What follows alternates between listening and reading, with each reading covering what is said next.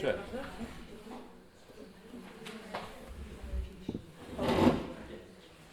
I will present the next two speakers, part of our Making History Project 2 and part of the Working Package 3. Elena Pol is a doctorate in art history from the Autonomous University of Madrid, is the director of Interpretart, Center for Evaluation and Exhibition and Educational Development since 1997, is a member of the Technical Commission of the Museos of Fine Arts of Sevilla since 2014, specialized in audience management in heritage context, master plans and feasibility studies, museological and museographic projects, audience studies, exhibition evaluation, design of public and educational programs, design of educational materials. She has carried out or participated in projects for 7 Spanish ministries, 8 autonomous governments, and numerous institutions such as the Caixa Foundation and Telefónica Foundation, and national, regional, and local museums. She has spent time at museums in the United States, Smithsonian institutions, Milwaukee Public Museum. And I will present Mikel too. They are partners, so they are always together, or almost always Children together. Mikel Asensio is doctor in psychology in the Universidad Autónoma of Madrid. He has developed his work in the field of museums and heritage from the visitor point of view, user design, audience, research, and informal education. After stays in American universities and collaborations with museums in Chicago, Milwaukee, New York, and Washington, he began by introducing visitors' studies and exhibitions evaluations in Spain. After years of evaluations, he was asked to participate in the design of museums plans and master plans, and in the design and development of public and educational programs. Projects for museum and public and educational programs have been advised in many museums of Spain and the United States. He was the director of the Arts and Tradition Museum, the vice president of the Spanish Association of Museology, and a member since 1993 of the UNESCO Museums Committee. Regarding research projects, Mikel directed and participated in more than 40 international, European, national and local projects, in addition to 14 doctoral theses. He has written more than 250 articles, and several books have been published on informal learning, visitor and museum studies, psychology and education. Demasiado viejos. Okay. No, please, can my presentation work? So, because I think that's it.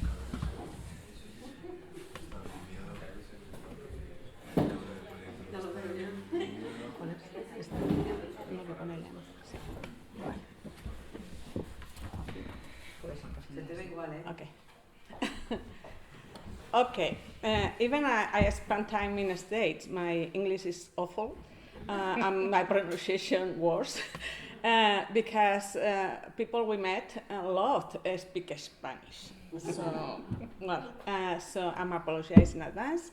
But one person here said increased my autoesteem this morning, so I will try in English.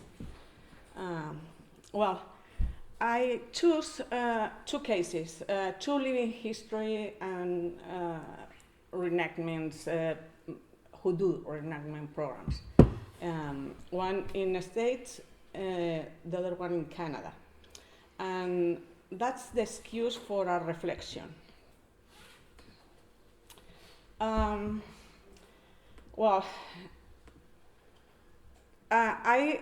will not talk about what I do, but I will talk about what the analyzing. We spent 3 months in Vancouver, in British Columbia, so analyzing museums. We had a shock.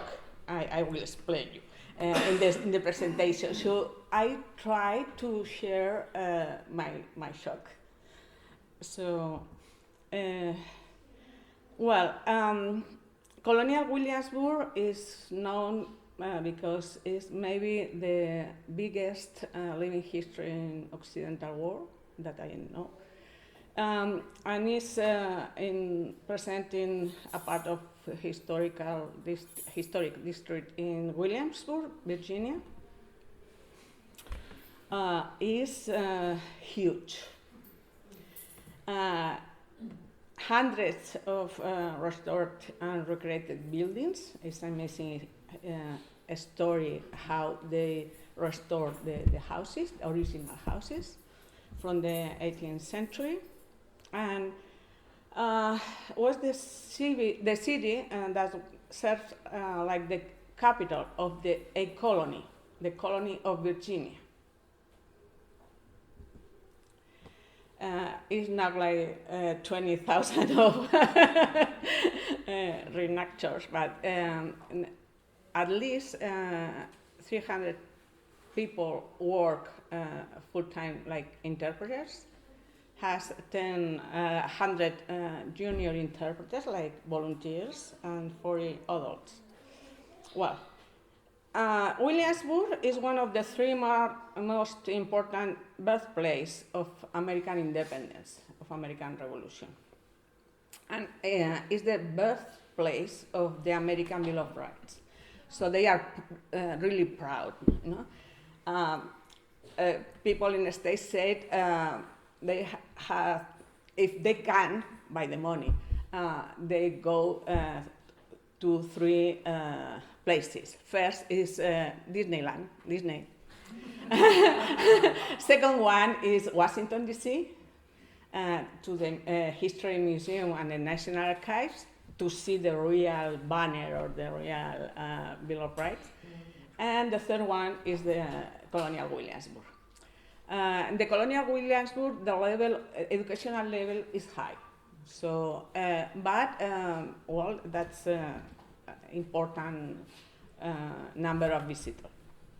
Well, they develop living history, and also, well, the picture with the light is what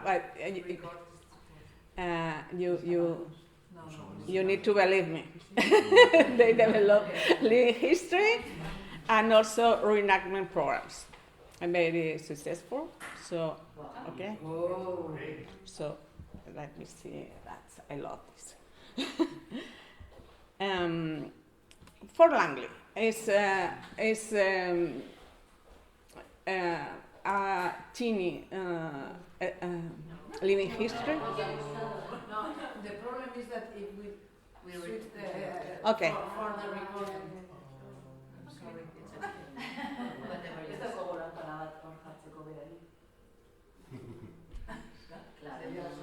Well, don't worry. No, maybe you can test by internet Fort Langley, or you can imagine Fort Langley. Fort Langley is also a living history, but it's teeny. It's just a tiny structure, and it was fort, but it's not military fort. It's for a trading post in the Hudson Bay, for the Hudson Bay Company in British Columbia. And the name of the fort is because also it's surrounded by wooden palisade. Well, both are successful. They has a, I think, important audience.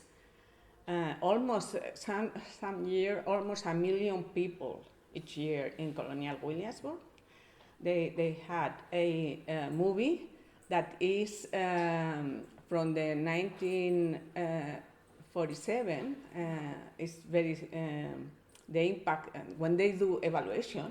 The impact of that movie is one of the highest in impact. So more than 30 million of people saw that movie. So it's a data, but I think it's the dimension how important is for history. Well, Fort Langley, tenement structure in the middle of the nothing, far away from Vancouver, that is the big metropolitan area close than Fort Langley. The number of visitors is also important. 60,000 a year, So I think it's important. Well, they are is the places where people learn a lot. So we know that in Colonial Williamsburg are doing evaluation, and we met Connie Kraft, one of the people that now is retired, but she did evaluation for years, and they are very compromised in citizenship teaching, how to transmit citizenship. But well, sometimes I think it's not so the effectiveness of the teaching system. With maybe it's the 40%, the 30 millions were the 45% that didn't vote Trump. Could be. But the reflection is what kind of history they transmit. Well, Williamsburg was the capital of a colony. So maybe they should transmit the colonial history. That's the question. Does it? No. So it's amazing. They presented the story like a civil war between maybe the two brothers, one in each side. The conflict was not like with the English, the British. No, it was like the family or the other citizens were not agree with the revolution ideas or agree that the taxes, they didn't like to pay the taxes. But in reality, the Virginians was a colonial origin. So, wow, that's maybe is one of the reasons. Could be. I think it's important. Also, they were they colonized the native nation in a state. So it was a colony, and later were colonized.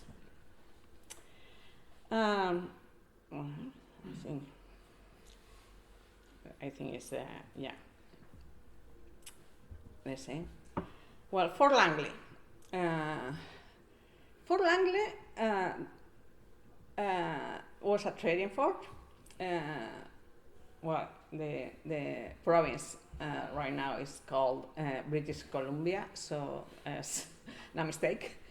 Has a clear narrative, colonial narrative. Well, you can feel the origin of the fort, motivation, the relationship with the indigenous population, the story of the new arrival of settlers with golden rush. But that is the shock. At Fort Langley, we learned more about First Nations culture than in First Nations Museum. Well, that's only an example of. We learned that settlers married native women. So the reason, or contrary to that you maybe think, it was not a decision of the settler. If they didn't marry it with First Nation women, they couldn't trade.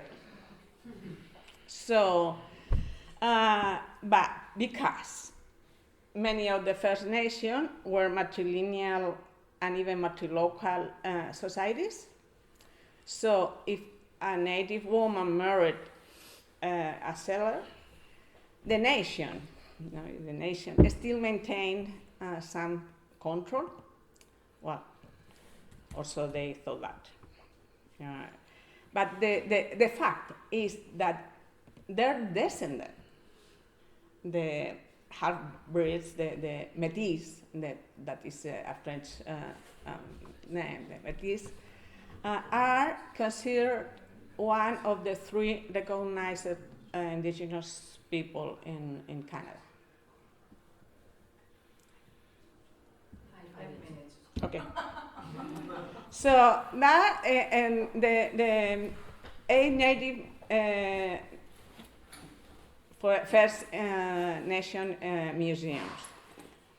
Well, remember, the many First Nations were matrilineal and even matrilocal, were respected for their spiritual and mental strength, was a gender balance. Well, so in that museum, we expected that the role of the women were like the First Nation role, but in that museum, the role of the women was that be proud to maintain the tradition. One of the nation in basketry and the other nation in blankets. But who used the blankets? The man. Personalized in their chief, Capilano. So, First Nation adopted the same colonized narrative.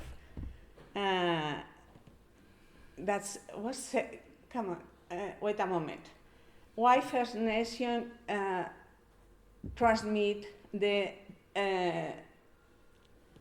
narrative from the colonizer? That's it. So the reflection is like a fervent defender of the colonial narrative. I doubt whether if a clearly colonial narrative is better than trying to do a decolonial narrative, because we are like format, like in colonial, our brain is formatted. Also, after generation, also First Nation brain is formatted, like colonial narrative. So, well, I developed a museological project in history and archaeological. So my job is what I should to do, presented the history of the, for example, now in Lanzarote, in the Canary Island, about the first archaeological museum in Lanzarote. What perspective? How we will transmit the colonial narrative? That's the reflection I like to transmit. So that's in the air, and thank you.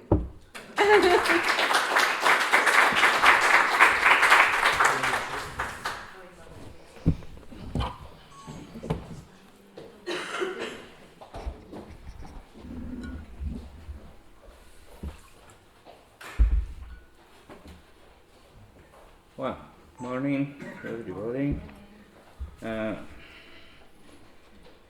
To talk about after my boss is always complicated. I continue learning seriously. I continue learning every day from her.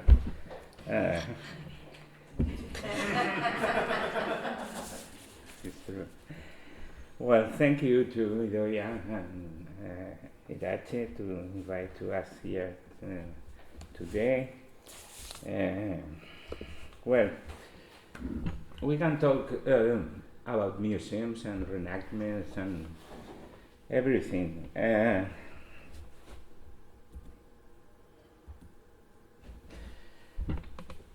First of all, I would like to 2 or 3 warnings, and I'm not sure about reenactments and theater and historical reconstructions. And we use a lot of concepts.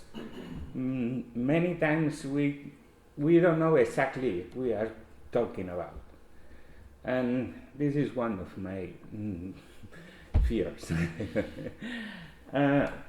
The other one is, in Spanish we use the word recreation for these kind of things. I don't like it. I prefer reconstruction, some other. Recreation is very dangerous because, for example, you were talking about Moorish and Christians days or celebration, and the most part of the people who participate in these kind of things have a very, very superficial knowledge about history. And the most part of them don't have the heritage like the model of the activities. And they use costume, yes, but the costume is crazy. Or not. Sometimes it's very very well known, but sometimes it's crazy. And we are putting all together like the same things. For example, theater made now, but the theater is from old times, or theater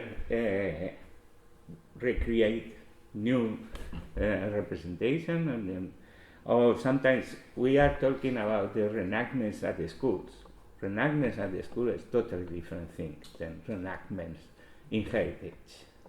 So many times we put together very different things. Another warning, another question at the beginning. I am not sure if memory and history is the same. I know it's not the same, but I'm not sure about the border. When the memory finish and when start the history, and also I'm not sure if memorial sites and historical museums is the same. It's the same. They use similar programs, similar strategies in museography, in museology, but many times are very different objectives, many different goals, many different roles in the society, and it's not the same kind of institutions. And in this kind of meetings, many times in our project in Making History, many times we are talking like the same things, reenactments and memories, and well, I think we need thinking very carefully about the difference in between. Well, we do museums. It's long time ago, both, and in archaeological sites and historical museums, but also art museums and science museums, and we participate in very, very different projects. When we talk about museums, we are talking about material culture. This is very important point, because sometimes in reenactments, the heritage and the material culture is totally forbidden. The use of non-material culture is controversial, because non-material culture in museums always have material culture in reference. This is very hard discussion in museums, I feel, long time ago. Well, but the object, we can't forget the objects, the collections, the heritage. And if we forget that, we are not in the museum field. We are doing another things. Very important, maybe, but another thing. For museum people like us, this is very important point. Well, this is one of the museums we are working long time ago, 20 years ago. It's an archaeological site and museum in Canary Island about the Aborigines, about the, well, Aborigines, natives, who knows how to say this, First Nations, First Peoples, First Nation, for example, is awful because this nation is colonization, and it's very. Some of the people we are working in Milwaukee, for example, they use tribes to refer themselves, and this is very controversial because tribes for us usually is not very good word, and for them is the regular concept for themselves. And then we need study the things from many different points of view, and it's not easy. You can see here a reenactment. Well, you don't see here nothing. Sorry. Wow. Very good. This is a reenactment, but this is reenactment for a movie, for a historical movie. This is one strategy, totally different than the reenactment for historical knowledge directly in the museum. So there are many different strategies using relatively similar strategies. For example, you can see here different representation in the museum, the archaeological part, dancing, music, circus, what is the name? Circus. And well, we use very different programs with different proposals. But for us, the most important thing is always the visitors. Heritage have sense if there are visitors who build some knowledge about the past. If not, heritage don't have the real value for us and for society. We do long time ago visitor studies. Visitor studies is one of the main activities for us because when we are planning a museum, the first thing we do is visitor studies. Yeah. Is ask to the people, told me about this kind of concept, this kind of narratives, this kind of everything, and discussing with them. We found a lot of ideas to develop the museum. And also we have very clear the misconceptions. What is the gaps? What is the problems? We have to transmit this kind of specific knowledge about this period of this. No? For example, in this moment for us, we are designing museums in Canary Island for Aborigines. And Aborigines in Canary Island is very problematic because the mentality of the Canary people is very controversial about the origin of themselves because it's African and they don't like to be Africans. They like to be Europeans and whiteys and when we put in front of them the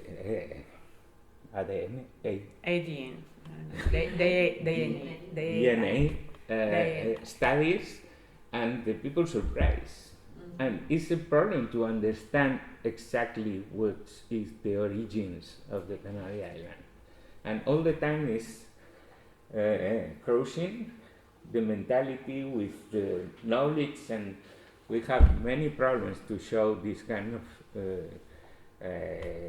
concepts, of this kind of ideas in the museums. For example, in that museum, Cueva Pintada Museum, in this museum there are painters in the walls, in the cave, and the people all the time think it's Paleolithic, because when people paint the walls, it's in Altamira, it's here, it's about 16,000 years ago. no? 60,000 years ago. So, The Aborigine people of the Canary Island is from the 4th century. So it's about 3-4th century. The Aborigines in Australia have been too. It's like I think. Where is it? No, I think anteriores. yeah. Anteriores en Sí. Australia. Yeah, yeah, Muy, yeah, muy yeah, sí. anteriores. El cinturón americano se forma en el 20.000 y estos son de nuestra era. ¿Qué pasa? Estos son del siglo III. After Christ, yeah, it's In 4th Canary century Island, the after Christ. aborigines in Canary Island is coming in the 3rd century of our era. It's, Yeah, Third, 200. 3rd, 5th century, because there are different moments, but it's just yesterday. But they used stone tools, so that's the misconception. Is strong because not metals in Canary Islands. Claro, claro. So 7 minutes. When we design museums like this, is another archaeological park we are developing in the peninsula in Spain. Is in Valdepeñas is the name. But anyway, it's an archaeological park about Celtic Iberos or Celtíberos. I don't know the translation in English. One of the problems when we are designing these kind of things is that we need the space to develop the programs. If you are going to do a reenactment in the museum, where you can develop the reenactment in the museum, you need huge spaces to develop these kind of programs. We need gardens, or we need and we need to design these kind of gardens. I don't know the translation in English for archeodromo. Somebody knows? Archeodromo is a place when you can develop these kind of things and you have some representation, small, and it's a huge space to develop these kind of programs. And archeofauna, archaeobotanical garden, these kind of things. So, well, the reenactments, there are very, very different reenactments. This is one of the exhibition in the Milwaukee Public Museum. It's a natural history museum. It's actually the 4th natural history museums in the States. And this special museographic display is from a reenactment the Oneida nation developed in the museum regularly. Each 3 months, more or less, they develop these kind of ceremonies in the museum, and in some moment we use the pictures and the real face of the people to develop the display. The display is a copy of the ceremony of powwow they developed in the museum. You can see the mix in between modern costumes and old costumes or real costumes from heritage costumes. It's a mix because the Indian people who use this kind of tribe, this kind of nation, use both in the powwows.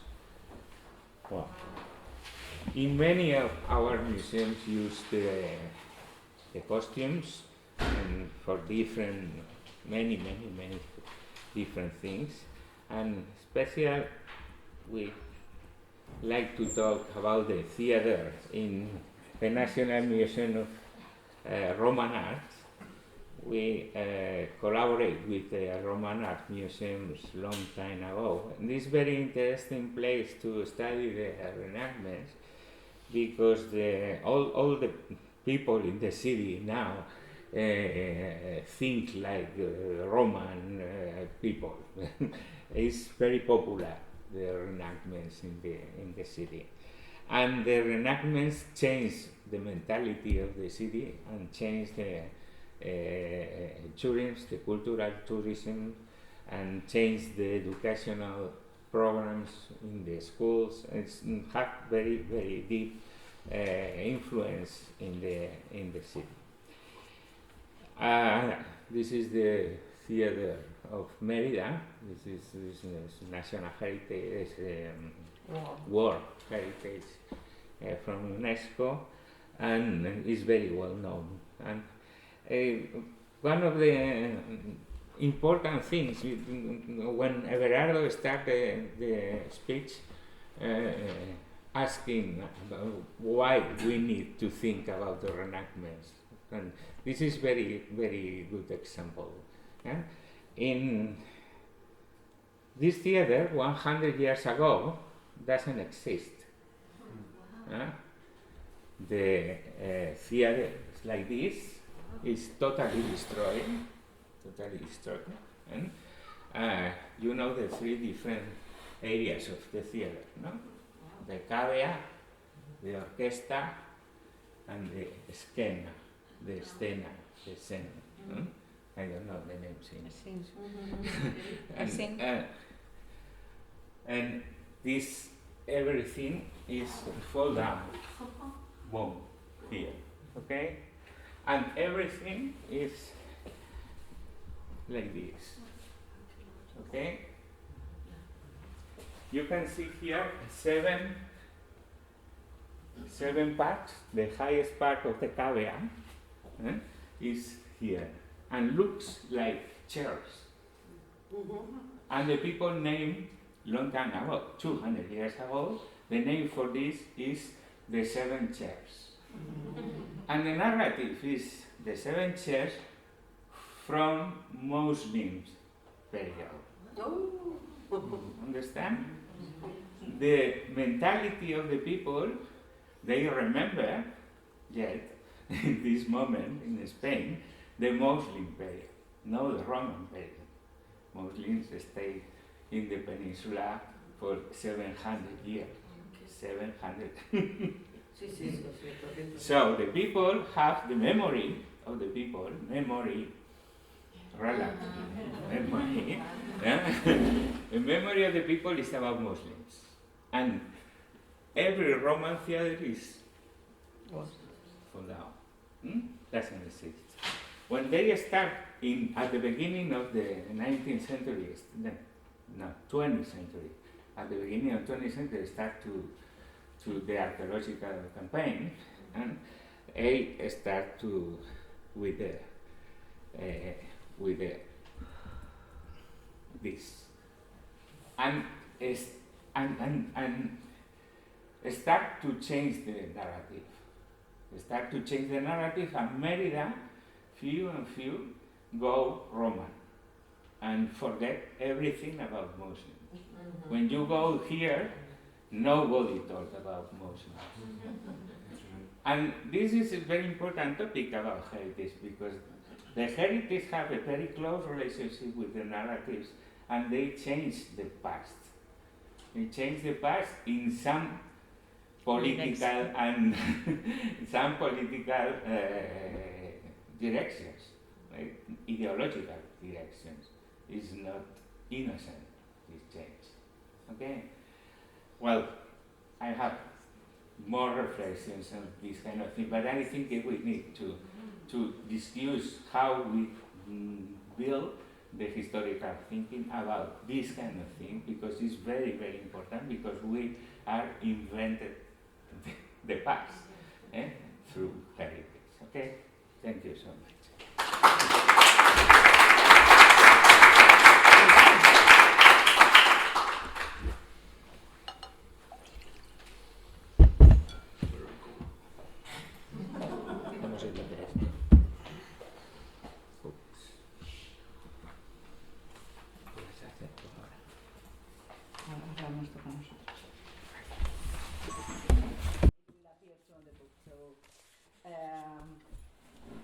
won't present ourselves.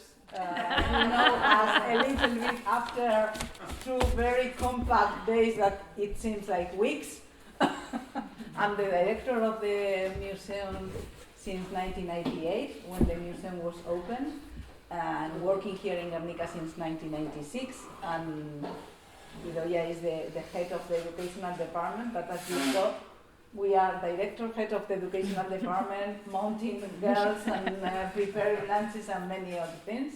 What is happens in those kinds of small, medium museums. I mentioned that I think this year we will arrive to 70,000 visitors, what for a museum like this is quite a lot. We are happy with that. Okay, so now we are going to explain you our small, very small presence in this reenactment world.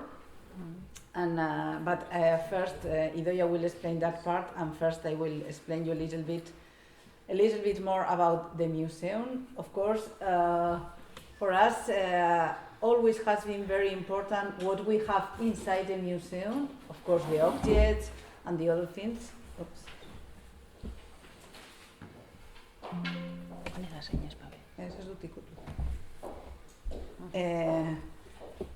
But to do things outside the museum too, okay? Because we are very aware that not everyone likes museums, not everyone is interested in going to the museums, but perhaps everyone can be interested on knowing more about the history of Gernika. As I mentioned the day in which we have the visit, the museum wants to think on 4 questions: peace, human rights, memory and history. So that's a little bit our idea. And we always have that doubt on how do we transmit this history to the next generations or to the visitors of this generation, that they don't have to know much about the Spanish Civil War, the moment of Gernika, the human rights, etc. So the way that we found to do all that is through different ways. One, we didn't visit it, but we have a specialized archive and documentation center. The museum started with the archive and the documentation center when the town council decided to keep and to collect all the information all around the world, in the archives and all around the world, about the bombing of Gernika. As I mentioned, the bombing of Gernika internationally has been a big shock, so we have found many things in many archives all around the world, in Washington, in Germany, in Italy, in many places, and we have the copies of all that here. So this is the first and very important thing, because if somebody wants to come and wants to recreate something or needs this basic information, we have in the archive. Another way of showing to the visitors what we do is through our permanent exhibitions or temporary exhibitions. As we saw the other day, we have a permanent exhibition that has changed slightly the last year, because we are not talking anymore about the Basque conflict or the terrorism in the Basque country. And we have temporary exhibitions, as you notice now, about the children of the war. For us, it's too very important to do things with different ages. So we are not only concentrated on adults, we do many things too, of workshops, etc., with children from 4 years old to 18 or more. So we have a big program of educational activities that Idoia on her own do everything. So, and apart from that, for us it always has been very important that everything that we do, it has a publication later on, because we are aware that sometimes, like here, many people can be interested on those issues but couldn't come or could not connect to the Zoom, and the book will be read by many people. So that's why we have a big collection of publications. I'm sorry for the non-Spanish speakers, because many of them are in Spanish or Basque and not all in English, okay? But most of the books are nowadays in our website, and they are free. They are all. You can download the books. They can be downloaded for free, okay? So the idea is not getting money, but spreading what we do. Even if we are small, we try to be very active, so we organize normally a lot of seminars. The last year we have been very much concentrated on working, especially with Italy, the Italian participation in the Spanish Civil War, that, as I mentioned, the German one is well documented, but the Italian one no, so we are very much concentrated on that. And two, we are working a lot on memory and tourism. What is the link between memory and tourism, and examples of big places or small places like Hiroshima, Auschwitz, etc., or other smaller places like Gernika and others, and what is the relation with tourism, good or bad, and how do we tackle this issue of tourism. For many, many years we didn't have the opportunity this time, but the Cultural House where we were yesterday, and yesterday too, I think it was after lunch, Andreas was one of the presenters. He is part of Gernika-Lumo Peace Research Center, so the museum has worked for many years with the and continues working with the Cultural House of Gernika, with Gernika-Lumo Peace Research Center, and since the year 2000 we organize when we can. Normally it was every 2 years. Now art and peace gatherings, art and peace conference, and art and memory conferences. Because for us, using art has always been very important to try to reach other publics that are not so much interested in history directly, but can be interested through photography, through theater, through poetry. So we have worked a lot with that. I mentioned yesterday to some of the colleagues that the first seminars that we organized, they were 15-day seminars with people coming from South Africa, Australia, and we went to schools, we went to San Sebastian, to Bilbao, to Vitoria. We were crazy. We still are a little bit, but our energy is decreasing. Apart from that, the Town Hall of Gernika, the Cultural House Gernika-Lumo and the Museum created in the year 2005 these Gernika Awards for Peace and Reconciliation, and it's another way of transmitting the work that here in Gernika we do for peace and human rights, because it's a city that doesn't want to be remembered only as a destroyed city, but as a city that works for peace and human rights, not to repeat. So that's the idea. I will only mention, but because for us it has been very important, those social memory laboratories with the citizen. We were very concerned with the Basque conflict, the terrorism in the Basque country, and we wanted to work on that with the citizens, because there has been many plans and many projects done by the government, etc., with the victims. No, so many with the citizens. And I don't know if you knew something about the terrorism or the Basque conflict here, but this has been and continue being quite a taboo among our society. It's something that you normally don't talk much in the family, of course, no. With friends, depends. It was, but still we think that we have to talk a lot. So as some of you noticed, gastronomy is very important for us in the Basque country, and we created 2 different laboratories. One, was called Memorial Lab. Those are laboratories that we did for a weekend. We took 25 different people with different political opinions together to work in a weekend using body theater, art, to talk about our past of violence, our present, and our future together. That worked very well. They were very heavy, very, very moving, but the problem is that in our lives, speed is something that we don't have a weekend to spend on that. We have children, we have families, we have work, we have parents, so it was not. So we created this second laboratory, what is called afaloste, what it means after dinner. So we bring people, not in a restaurant, but in a local place, what we call tocos or sociedades gastronómicas, where normally men cooked and have dinners together. and we bring 25 people, 30 people to have dinner talking about the Basque conflict with some symbols of the objects or the eating that we are going to use. So for us it has been very important. Those tests or those laboratories that we created, both of them we have done systematization. They are in English and they can be downloadable, so you have more information if you want. Apart from that, for us it has been always important to go outside our walls, so we have done some performances. For example, this one is a tiny photograph.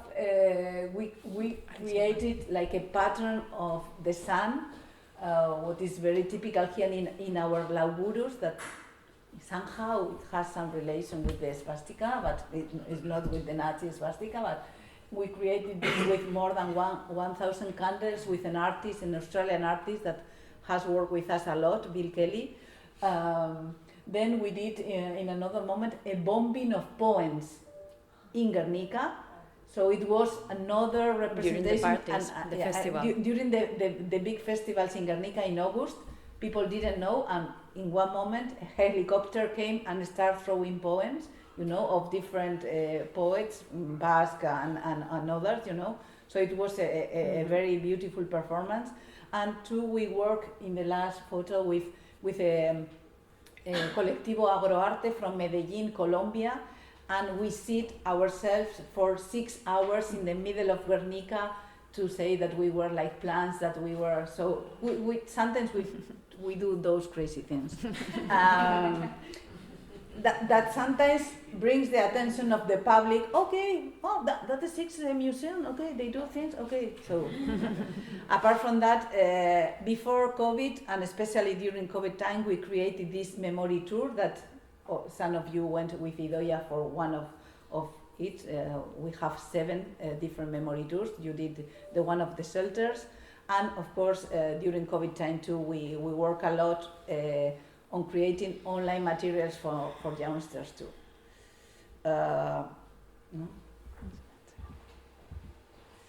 And we have not been the first doing reenactments here in Gernika, because there has been some very grassroots groups, Ibai knows very well, that created Gernika Zutan and Gernika Garretan, very grassroots, because many people from the city participated in those reenactments, and it was a reenactment that took place in different parts of the city. People was moving, and some parts were recreated, like the fire, the mother trying to escape, etc. So for us that was an inspiration or what to do for our 20th anniversary, that it was in 2018, and now Idoia will explain you that part.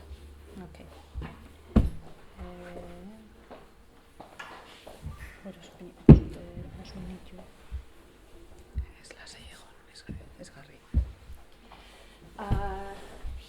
So when we started thinking on recreation, we asked Aitor, you remember from the first day with the beer one, so he helped a lot organizing this with different contacts and everything. So this is the poster of the reenactment we prepared in 2018. This is the first one and the last one at the moment, the only one, I mean. We organized different parts, but first of all, we contact people from different groups.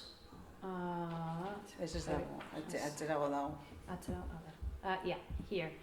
You can see here the people helping us, the history group from Gernika Sarra, then the museum, Aitor's museum from the Cinturón de Hierro, the one talking about the Spanish Civil War in Bilbao and in the area, Frentes de Euskadi, Lubakikoak, the 2 recreators groups here in the Basque Country, and they helped a lot with this organization. And we also asked people from Gernika to take part with us here. most of them were or are even today theater actors, amateur actors. They like very much to work on theater, and they usually do some theater here in Gernika. So this was very interesting to have these people helping us. And the theme, the subject here, when we talk about Gernika, we always talk about the bombing, the day of the bombing. But for us, it was also important to know after the bombing, but also before the bombing, the war period, that before the bombing of the town. So that's why we call the recreation Gernika Udabarri Aretan. It means Gernika in that spring. The bombing was in April, the 26th of April. So we decided to do the recreation 2 weeks before the bombing. And we organized different groups.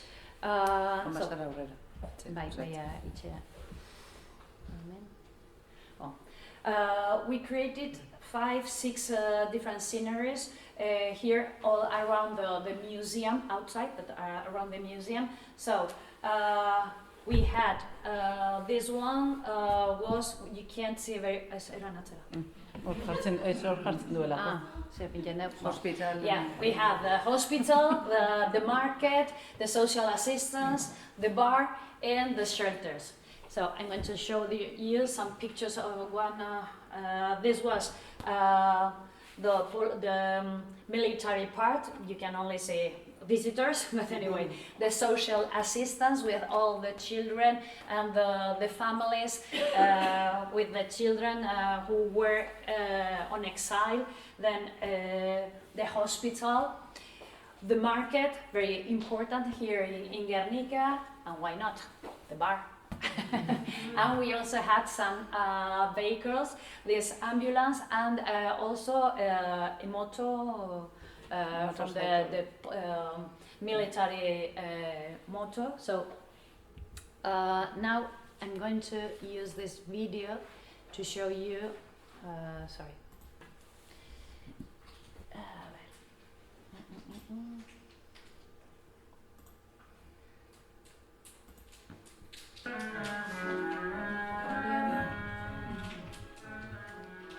So for the video,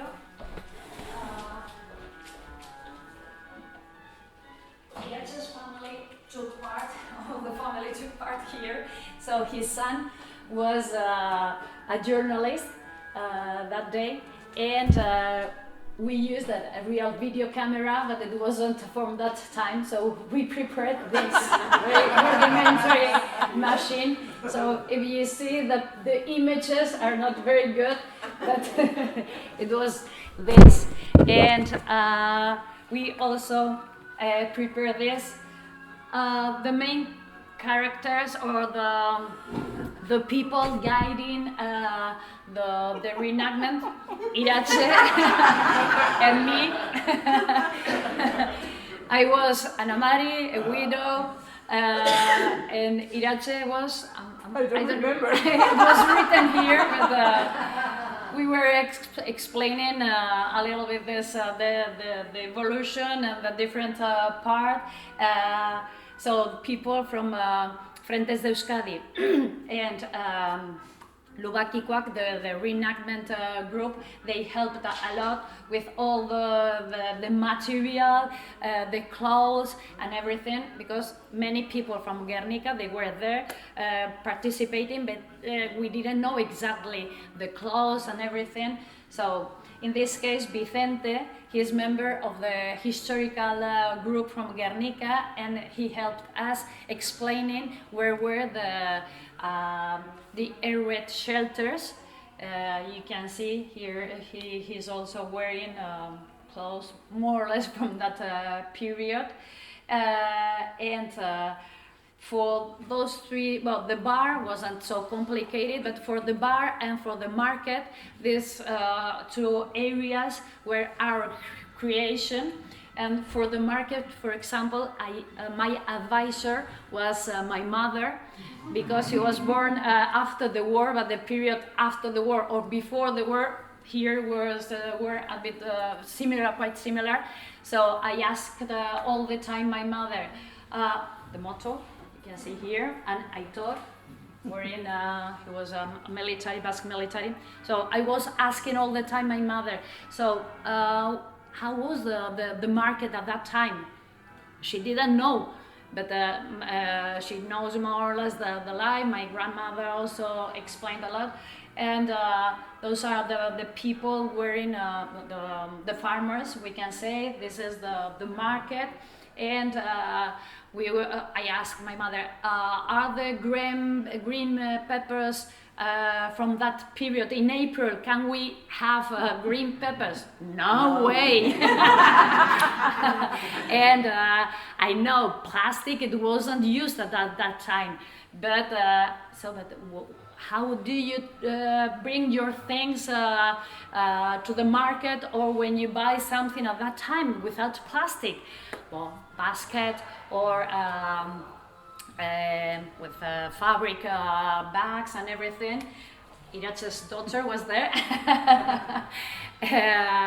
And even for the bar, which kind of glasses or product you use there. So it was quite realistic, and even the people from Gernika, some of them, they told me 2 days before the event, we have some coins for that period. Can we use them? Of course. And we even ask for the money. So when you are in a market, so which was the price of the eggs of the leeks or at that time? So we found also this. It wasn't very well shown that, but anyway, this is the group of people there, and what else? What was? So I'm going to finish this. We're going to see the PowerPoint to see if I've forgotten something. Another thing, many people asked us if our idea was to do the reenactment every year, like Gernika-Sutan, the recreation done every the day of the anniversary of the commemoration of the bombing. And we said, no, this is the first time, we will see. But it was quite complicated, but we created this book. If you want to see some pictures, or there are some of them, you can have this book also English, in our Spanish, website. and Basque, and it's downloadable from our website. The last two things. It was important for us to teach somehow people why were those areas and how to do and engage children to visit all those 6 places. So the market, the bar, the shelters, the social assistance, the Basque politicians, police, and the hospital. So we created small stamps for children and a small passport, so they can go from one space to the other, having these stamps and watching and learning about this.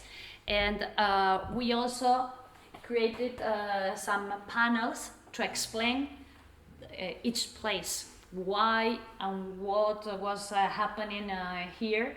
So this was also the didactic part of the reenactment, some pictures, and this is also very important, the lunch time. Here.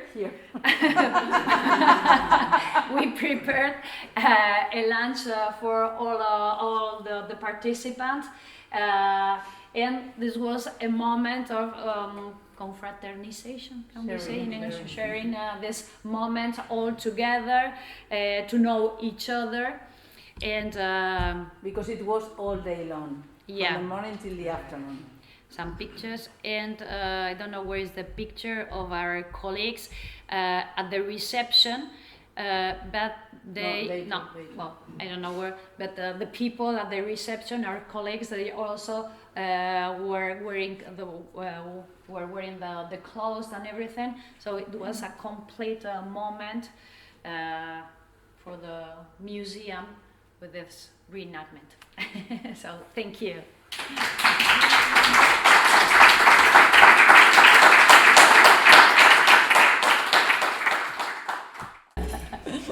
Okay, no suelo. so any question, any comments, or yeah? Why didn't you do the reenactment again? I think I missed that part. For us, it was a huge effort to organize this. We did it for the 20th anniversary, and we were happy because we wanted to be a reenactment not related to violence. We wanted to be a civic reenactment, you know, so we try hard with those recreation groups not to use guns, not to have this fascination of things, you know. But for us it was a huge, huge thing, you know.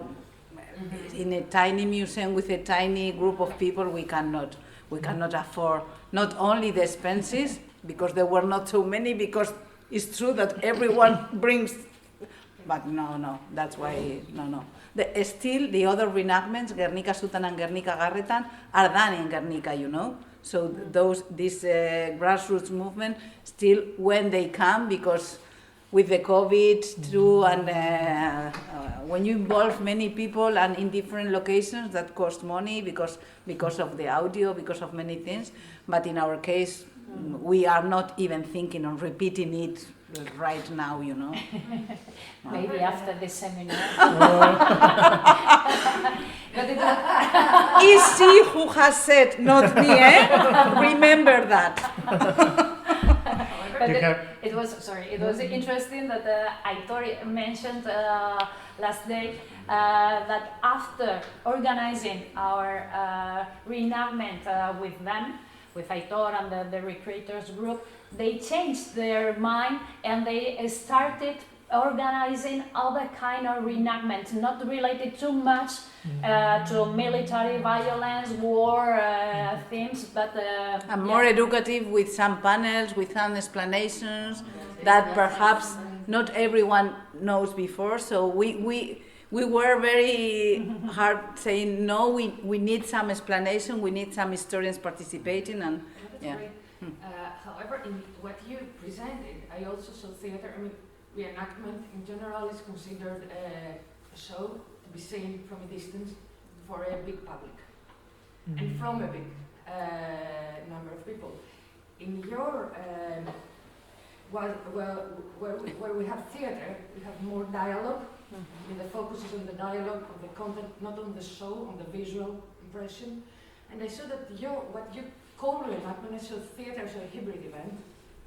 With theater, very hybrid. with groups of reenactors, with the participation of the public in role playing.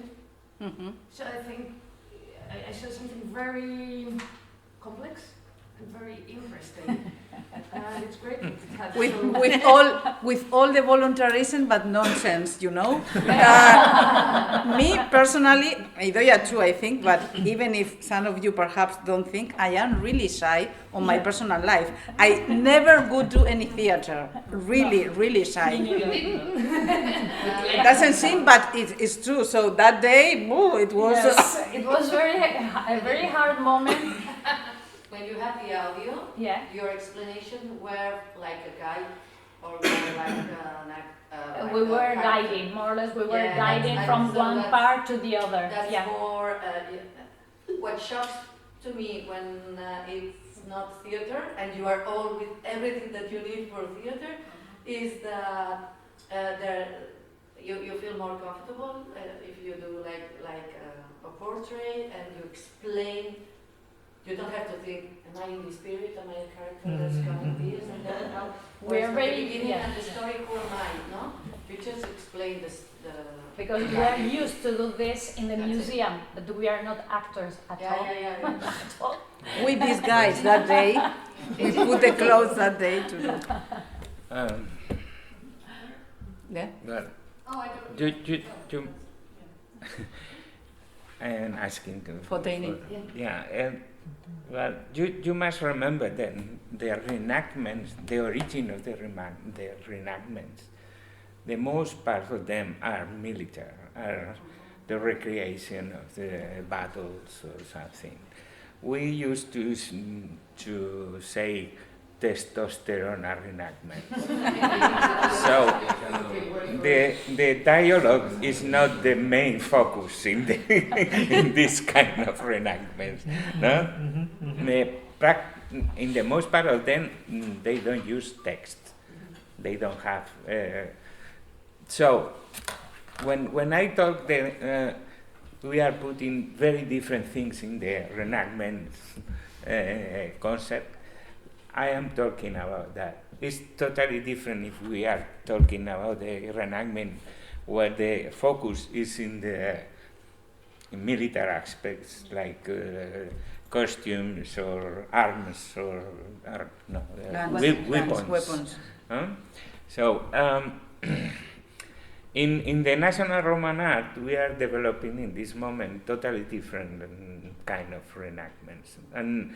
And very different in between them, because sometimes we have text, sometimes we have living history strategies. It's totally different, and sometimes there are a guide talking about the situation. Sometimes not. Sometimes it's just the recreation and emotional aspects. I go to give you one example only. We prepare with my students and with the Association of Recreation in Madrid, a experience about the violence of women violence. We take text from Roman times, texts like the biography of la hija de César. Caesar's daughter. Caesar's daughter. Caesar's daughter. I don't remember now. And we choose 4 different women in Roman times who suffered violence, and they talk about the history in front of the people, other women from the city who have problems with violence. Understand the situation? And we use the past, we use the heritage, and we use the old experiences to descentrar, to give another perspective to the violence now. And this kind of experience is a special kind of reenactment. Because, of course, the people are dressed and have the original text from the period, but they use in another very different value, very different objectives. Yeah, the discussion is that, well, as far as I have checked on this, that then it becomes something else. It's not reenactment anymore. I mean, reenactment is mainly military, as you said, but it can be ritual, a reenactment of ritual. It's mostly nationalistic, but in theater we have a different approach. So when we start focusing on dialogue, focusing on experience, on visitors, then, and on visitors I mean face to face, then I think we move from reenactment to something else, more complex, something more theatrical, interpretive. So there are more qualities there than in simple reenactments as we know. Yeah, of And course. there's a lot of criticism in the field of the reenactment. Yeah. We are This is agreeing. why I like very much your presentation on a different angle of how people can be critical in this context. But I think it's very important that in your example, this is a grassroots thing.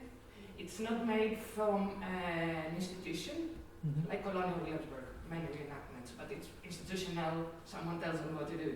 It's their job.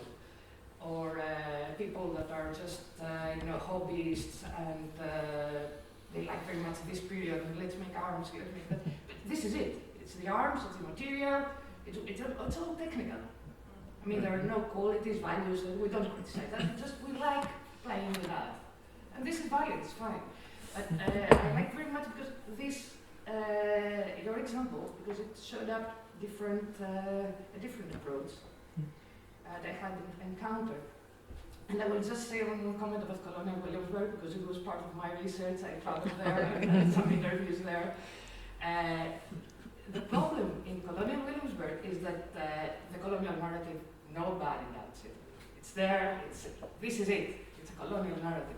What they try to do, and there is a very nice book on Colonial Williamsburg, I think back in 1987, published in 19-something, and they tried, Colonial Williamsburg was one of the first living history museums to try to include different voices, like the blacks. Yeah. Where I had read about it, when I went there, I realized it was a bit, you have a bit of blacks here. And when I interviewed the guy that was the theater, the responsible for the theater group, and he was like, that they accept a lot of criticism because they include the blacks. I mean, it's a very, not the other side, and it's the only place where I saw a guy wearing a shirt, it was written, the Constitution is not for interpretation. So there's a rigid one viewpoint approach, very difficult to do there. And it's a big company as well, huge company. When I interviewed them and I told them, okay, what are you going to do to bring more people? They were okay, we are preparing a golf somewhere here. So it's a company with a resort, many resorts around it, and the whole village lives out of this museum.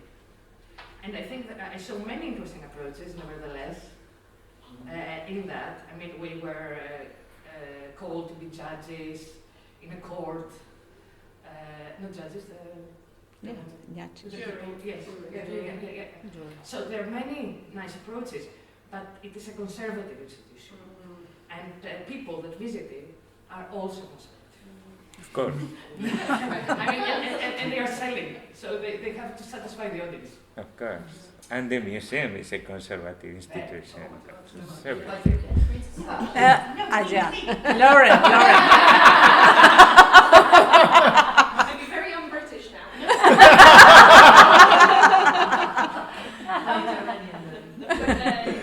Yeah, we were just saying, I've worked at Williamsburg as well, and oh my God. And yet I feel like there's a lack of truth in it. That's the thing. So yeah, some of the black interpreters I was speaking to, it was always like they weren't allowed to address some of the issues of the women as well. Yeah, so much.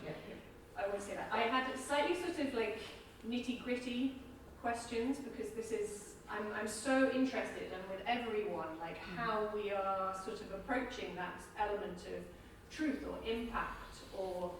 So one question I had for and first of all, thank you so much for those interesting, challenging talks. So interesting and such a good way to end. But Everardo, I wondered if there was a term used, for the Morismas. Do they call them reconstructions? Do they call them reenactments? Do they just call them theatre? And then my other question was sort of whether, with your before the bombs example, and then maybe with some of your work as well, if like you had set, we would call them in the UK learning outcomes, usually. Like we would like the audience to get this from us, and then whether you kind of follow that up with, did they get that from it? So just, it's a bit boring, but I think it's very interesting how those things are kind of constructed and gathered. So did they use a particular term, first of all? Well, thank you for your question. I think it's quite interesting because so they don't see themselves as actors. And I remember Al Sagat saying that he's a reenactor. They said we are reenactors, but at the same time, or like 3 seconds after that, they say like, no, we're Moristas. It's like very identity based, you know. So for them, it's like I'm not playing a role, but it's like I'm taking my history back. So yeah, I'm a. You could say I'm a reenactor, but they say that day I'm a Morista. That represents like a lot of. It has a lot of meanings for them. Yeah. Mm-hmm. And for your question, it was, are you asking if we evaluated our reenactment or? A bit, and also because you obviously had many different people helping you, you know, was there like you said to them, okay, everyone, these are the 5 things that we would like you to get across. So for instance, the not having weapons, I can imagine for some of the reenactors maybe who were involved, that might be quite unusual. Yes, it was. Yeah, if you had like a message that you disseminated and how. Somehow, yes, we had a message that we wanted to be quite didactical, and I think we got it because of the panels, because of that combination. We wanted to be for all the family, not only for some people that go to all the reenactments. We knew that was not the case in our theme, but we do something very badly always. We are so in action, we never evaluate at the end. We don't have time, because when there is time for evaluation, we are preparing the next thing. So I think we have to contract Mikel and Elena. Yeah, we do evaluation and many times and many different experiences with different people, because the segments involved in the experience are totally different.